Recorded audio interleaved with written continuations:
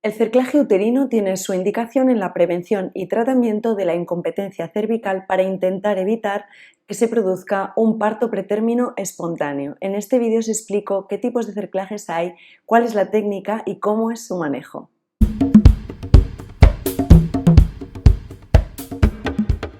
El cerclaje uterino tiene su indicación en la prevención y tratamiento de la incompetencia o insuficiencia cervical. Esta supone un 10% de las causas de parto pretérmino espontáneo y se asocia a una morbimortalidad neonatal significativa. El cérvix incompetente no va a ser capaz de retener el embarazo y asocia pérdidas del embarazo recurrentes en segundo trimestre. Suele ser antes de las 24 semanas. Este vídeo está dirigido a profesionales de la salud. Si no lo eres, puedes consultar el vídeo correspondiente con un contenido más adecuado y comprensible en el área mujer. Os dejamos un enlace en la descripción. La incompetencia cervical no presenta unos criterios diagnósticos claros y se sospecha por el hallazgo de dilatación cervical en ausencia de dinámica uterina. Algunas pacientes son asintomáticas o presentan síntomas muy leves inespecíficos como presión pélvica, contracciones de Braxton Hicks, dolor lumbar similar a la menstruación, cambio en el flujo vaginal y suelen comenzar entre las 14-20 semanas y suelen estar presentes entre varios días o semanas antes de realizar el diagnóstico de insuficiencia cervical, porque son síntomas muy inespecíficos. Algunos factores que se han asociado con insuficiencia cervical son el antecedente de incompetencia cervical en una gestación previa, la infección intraamniótica subclínica, y es que sabemos que en el 50% de los casos de incompetencia cervical se trata de un cuadro de infección intraamniótica sin otros signos de infección como leucocitosis o fiebre, por eso lo llamamos subclínico. También defectos del tejido conectivo, tras una cirugía cervical como una conización, traquilectomía o dilataciones cervicales repetidas, lesiones o desgarros cervicales o defectos incluso congénitos del tejido conectivo, y también cuando existe una hipoplasia cervical congénita tras la exposición intraútero a dietilestilbestrol. Hay varios tipos de cerclaje y se suelen clasificar por la indicación del cerclaje. Está el cerclaje indicado por historia obstétrica, el que está indicado por ecografía y el que está indicado por exploración física.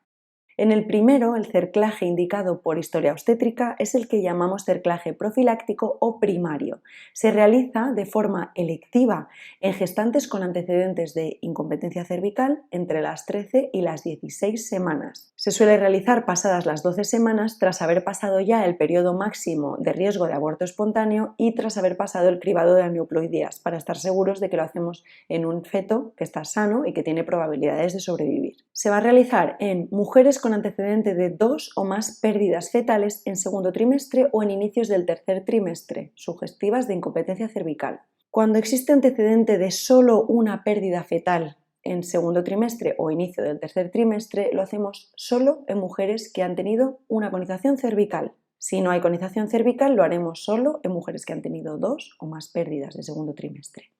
Y también cuando existe el antecedente de cerclaje indicado por ecografía, que es el que llamamos cerclaje terapéutico secundario, como veremos después, en una gestación anterior y que a pesar de ese cerclaje, esa mujer presentó un nuevo parto pretérmino. Importante, no existe evidencia de la utilidad del cerclaje profiláctico en población de bajo riesgo, en gestaciones múltiples, en cérvix corto menor o igual a 15 milímetros sin historia de parto pretérmino anterior o gestantes con historia de una sola pérdida fetal, aunque ésta haya sido sugestiva de incompetencia cervical, por ejemplo en los casos de cerclaje por exploración física. Y en estos casos en los que el cerclaje se pone de manera profiláctica, se puede plantear el cerclaje vía abdominal. En estos casos se hace pregestacional vía abdominal mediante la laparoscopia o laparotomía, permitiendo su inserción más elevada en la unión cérvico-ísmica. También se podría realizar si la mujer ya está embarazada entre las 13 y 16 semanas. Las indicaciones van a ser tras una traquelectomía, se podría hacer en el mismo acto quirúrgico o en una gestante que ya ha presentado varias pérdidas gestacionales a pesar de haber recurrido a otras opciones terapéuticas. En caso de tener un cerclaje que ha sido insertado por vía abdominal, el parto debe ser por cesárea y el cerclaje se puede mantener in situ para una futura gestación. El segundo tipo de cerclaje es el indicado por ecografía, es el que llamamos cerclaje terapéutico o secundario. Se realiza en gestantes con antecedente de parto pretérmino ante la evidencia de un acortamiento ecográfico con una cervicometría menor de 25 milímetros antes de la semana 26. La progesterona puede ser una alternativa igualmente eficaz en estas mujeres en las que hay un acortamiento del cuello sin contracciones y al ser menos invasiva va a ser el tratamiento de primera elección. Si se objetiva que el acortamiento cervical es progresivo a pesar de la progesterona, entonces nos planteamos la realización de un cerclaje. En casos muy seleccionados de gestaciones únicas, sin antecedentes de parto pretérmino, con un acortamiento cervical progresivo a pesar de la progesterona, también podría valorarse colocar un cerclaje. También que no os olvidéis de que el hallazgo del acortamiento cervical en el segundo trimestre en sí mismo y por sí solo no es un factor de riesgo fuerte para tener una insuficiencia cervical, ya que muchas mujeres con cervix corto se va a producir un parto a término incluso sin que hagamos ninguna intervención. Y luego tenemos el cerclaje indicado por exploración física, es el que llamamos cerclaje terciario o de emergencia. Lo vamos a colocar cuando se evidencia en la exploración física una dilatación cervical asintomática mayor o igual a 2 centímetros con membranas visibles a través del orificio cervical externo o el OCE antes de la semana 26. Siempre en estos casos se debe valorar realizar una amniocentesis previa al cerclaje para descartar una infección intraamniótica subclínica. En estos casos en los que se evidencia esta dilatación de 2 o más centímetros con membranas visibles, el cerclaje ha demostrado ser más efectivo que el reposo y el tratamiento tocolítico. Y también otro aspecto importante a conocer es que no se realizan cerclajes más allá de las 28 semanas porque es probable que en ese caso el resultado neonatal sea razonablemente bueno incluso si se produce el parto. Por eso la mayor parte de los estudios dicen que hagamos el cerclaje hasta la semana 26 y entre la semana 26 y 28 habría que individualizar. En los casos del cerclaje de emergencia, la supervivencia neonatal es del 67%, con un porcentaje bastante elevado de prematuridad, ya que la latencia media hasta el parto va a ser entre 6,4 más menos 5 semanas. Es muy importante informar previamente a la paciente y su pareja sobre la supervivencia y el riesgo de prematuridad asociada a este tratamiento. Y en cuanto al cerclaje cervical en gestaciones gemelares, existe escasa evidencia y además es muy controvertida.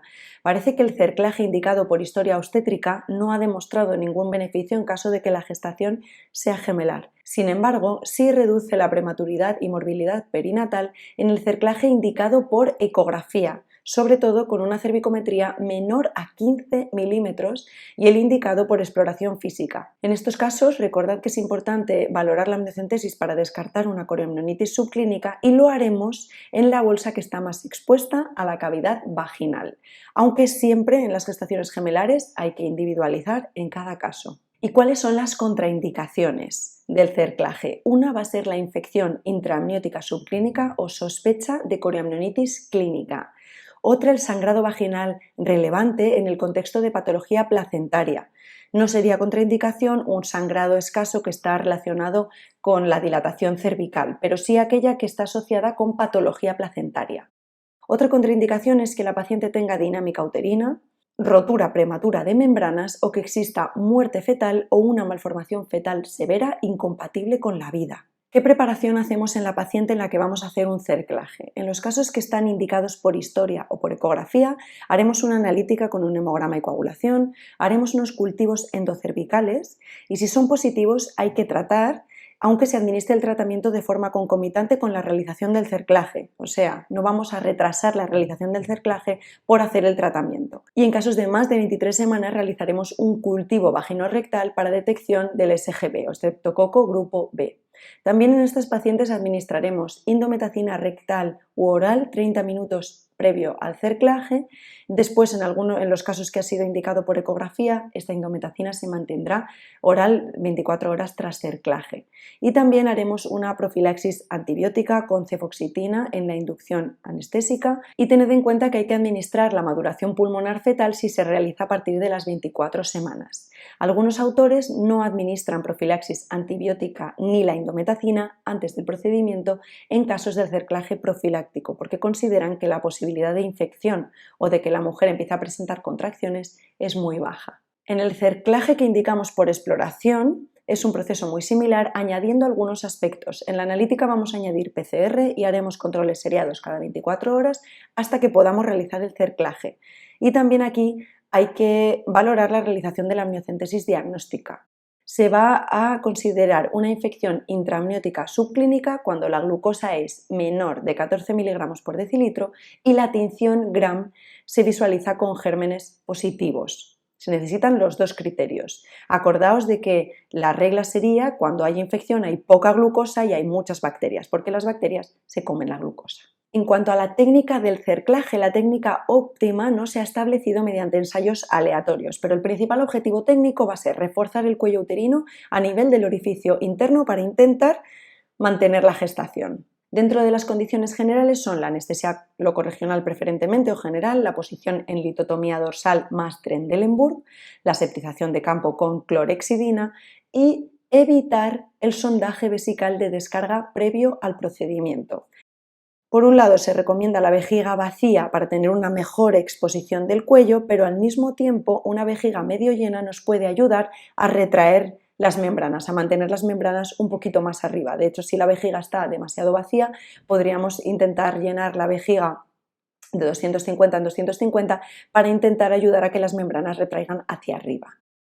Tenemos que hacer una visualización de cérvix mediante las valvas anterior y posterior, identificar y pinzar con anillas el labio anterior y posterior cervicales y hacer el rechazo de membranas amnióticas si persisten prolapsadas digitalmente o se puede hacer con una torunda. También se puede utilizar un catéter vesical hinchando 30 mililitros en el globo para poder retirar así las membranas y cuando estamos a punto de cerrar simplemente vaciamos el globo y retiramos antes de asegurar el nudo. Se utilizará un material de sutura no reabsorbible, puede ser monofilamento versus trenzada, que es la cinta mersilene.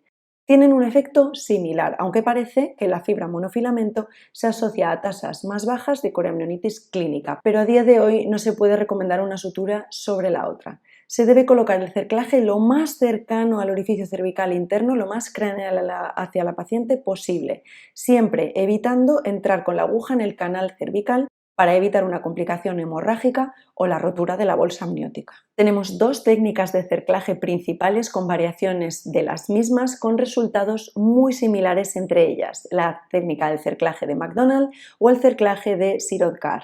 El cerclaje de McDonald es el más utilizado por la facilidad en la ejecución. Se realiza con la tracción del cérvix y se identifica la unión vésico-cervical sin realizar apertura de la mucosa. Inmediatamente bajo la unión vésico-cervical se va a introducir la aguja. Se van a realizar 4 o 5 pases de aguja en bolsa de tabaco, siempre evitando los vasos paracervicales a las 3 y a las 9. Se deja aproximadamente 1 centímetro entre la salida de un punto y la entrada del siguiente, y cada punto debe intentar llegar a la mitad del estroma cervical sin pasar al canal endocervical. A nivel posterior, el hilo debe pasar distal a la inserción de los ligamentos úterosacros, procurando no disecar la mucosa, y se van a anudar los extremos de forma segura.